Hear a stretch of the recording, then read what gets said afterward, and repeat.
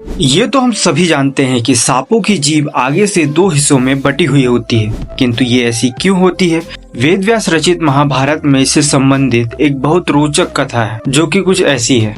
महाभारत के अनुसार महर्षि कश्यप की 13 पत्नियां थी। इनमें से कद्रु भी एक थी। सभी नाग कद्रु की संतानें थी।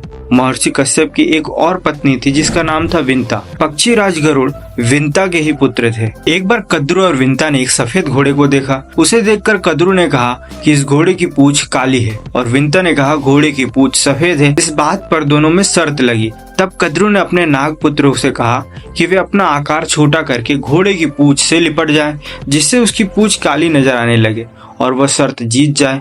कुछ सर्पों ने ऐसा करने से मना कर दिया।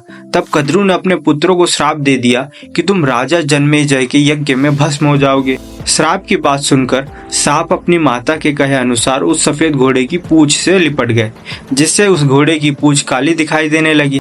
शर्त हारने के कारण विंता कद्रु की दासी बन गई। जब गरुड़ को पता चला कि उनकी माँ दासी बन गई हैं, तो उन्होंने कद्रु और उनके सर्प पुत्रों से पूछा कि तुम्हें मैं ऐसी कौन सी वस्तु लाकर दूं जिससे कि मेरी माता तुम्हारे दासत्व से मुक्त हो जाए।